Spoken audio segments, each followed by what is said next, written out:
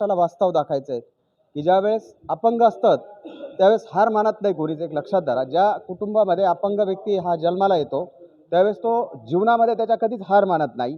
तो जीवनामध्ये त्याच्या रोजीरोटी चालवण्यासाठी तो आटोकाट प्रयत्न करणार. आणि आज आपल्यासमोर हा जो कोपरगावचा मुलगा आहे हा अपंग आहे अक्षरशः, आणि त्याच्या हातामध्ये हे जे पेन दिसतात हे पेन विकतो. महाराष्ट्रातल्या तमाम प्रेक्षकांनो एक लक्षात धरा, अपंग मुलगा आहे हा आणि जीवनामध्ये हार मानायला तयार नाही बिलकुल. आणि आज तो येवल्यामध्ये प्रांत ऑफिस कार्यालयाच्या समोर आज आम्हाला तो सर्व लोकांना इथं भेटला आणि भेटल्यानंतर आम्हाला हेच म्हटला की काका माझ्याकडून एक पेन घ्या, माझ्याकडनं एक पेन घ्या. म्हणजे हा पेन त्याचं हा व्यवसाय नाही आहे त्याचा, पण हे पोट पाण्याचं साधन आहे. ग्रामस्थांनो, हे पोट पाण्याचं साधन आहे. आणि असा अपंग व्यक्ती जर त्याचं पोट पाण्यासाठी कोपरगाव तालुक्यातून येवल्या तालुक्यामध्ये आलेला आहे. हा पेन केवढ्याचा आहे दादांनो? 10 रुपयाचा. पण याचं हे 10 रुपयाचं हे जे पोट चालतंय हे पोट, आणि ह्या ठिकाणी आज मार्केटला बघितलं तर 10 रुपयाचा पेन आहे, पण या पेनवरती त्याचं पोट चालतंय. आणि ही परिस्थिती बघा तुम्ही, काय परिस्थिती ह्या अपंग मुलाची. आज इथं खऱ्या अर्थाने इथं एक सोसायटीची निवडणूक आहे, बुलेगाव देवठाण या साईडची एक निवडणूक आहे. आणि निवडणूक असताना तिथल्या अनेक पदाधिकाऱ्यातल्या गावातील ग्रामस्थांनी त्या मुलांना आज काहीतरी भेट देण्यासाठी त्यांनी सुद्धा एक पाऊल पुढं उचललेलं आहे. आपण बघू शकतात की दादा काय आपली काय याच्यावरती म्हणणं आहे? अशा महाराष्ट्रामधील तर काय पूर्ण देशामधील जे हँडिकॅप लोक असतील त्यांना आपण मदत केली पाहिजेत, त्यांना वेळोवेळी प्रोत्साहन दिलं पाहिजेत, एवढीच माझी इच्छा आहे. आणि सर्व भारतीयांनी यात पुढाकार घेतला पाहिजेत अशी माझी इच्छा आहे.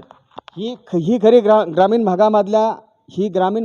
ग्रामीण भागातल्या माणसाची जाणीव. शहरा भागामध्ये जर तुम्ही गेले तर ही जाणीव कोणी ठेवत नाही. तू कोपरगावचा आहे ना रे? हो सर. काय नाव तुझं? विकी वोकरे. बरं, तू कुठून आला? कोपरगाव. बरं, तू कशासाठी आला रे इथं येवल्यामध्ये? कशासाठी आला? सर मी महिन्यातून एकदा येत राहतो सर. काय विकतो इथं येऊन? पेन केवढ्याला पेन विकतो तू? 20 रुपयाला. आणि कोपरगावून इथं येतो, तुला परवडतो की ह्या गोष्टी? 1 तिकीट आहे सर माझं. बरं, मग आता हे पेन किती विकतो सरासरी? मी 50 पेन विकतो सर दिवसभरात. आणि त्याच्यावरती तुझं घरचं पोटाचं निवारण होतं ना? हो, निवारण होतं. बरं, घरी कोण आहे? आई वडील आहे. आई वडील काय करतात? वडील माझी मजुरी करतात सर. बरं, आणि तुझं शिक्षण? TYB. TYB? हो. वा, क्या बात आहे. आणि TYBच्या मुलाला म्हणजे आज खऱ्या अर्थाने या मुलाहून जर बघितलं तर ही महाराष्ट्र शासनाला सुद्धा एक चपराक आहेत. जर तरुण मुलांच्या हाताला काम नाही तर या अपंग मुलाच्या हाताला काय काम राहणार आहेत? आज TYचा मुलगा 10 रुपयाचा पेन विकतोय. महाराष्ट्रातील पुढाऱ्यांसाठी ही चपराक आहेत, महाराष्ट्रातील अधिकाऱ्यांसाठी एक चपराक आहेत की आज हा अपंग मुलगा आज आपल्या समोर बघा तुम्ही काय परिस्थिती. किती पेन विकले रे तू आतापर्यंत? 25. 25? हो. बरं, मला एक सांग, आपल्या ह्या चॅनलच्या माध्यमातून या तमाम अधिकाऱ्यांना, या तमाम पुढाऱ्यांना काय सांगशील?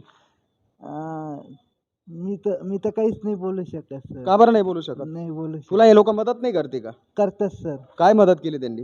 त्यांनी माझ्याकडून पेन घेतले सर. अरे पेन घेऊन तुझं निवारण होणार आहे का? नाही सर. तुझ्या जीवनाचं काय? नाही सर. तुला नोकरी भेटली हो, पाहिजे का नको? नोकरी भेटली. मग या अधिकाऱ्यांना, या पुढाऱ्यांना काय सांगशील? नोकरीची व्यवस्था करा. नोकरीची व्यवस्था करा. सांग या पुढाऱ्यांना, अधिकाऱ्यांना. सर हे दादा आपल्या बरोबर बोल. यातून मला सरकारला एवढंच सांगायचं आहे का ग्रामीण भागातील जी जनता असते ही हँडिकॅप वगैरे, तर या ग्रामीण भागातील जनतेला आपल्या सरकारकडून ग्रामपंचायतमध्ये 3 ते 5% निधी दिला जातो. आता हा 3 ते 5% निधी म्हणजे एका गावामध्ये समजा 25 ते 30 लोक जर असतील तर तो 3 ते 5% निधी कुठलाही काही पुरेसा भेटत नाही. त्यांना 1500 रुपयाचा चेक मिळतो, त्यावरच यांची समाधानी. म्हणजे खातं खोलायला ते 1500 पुरत नाही.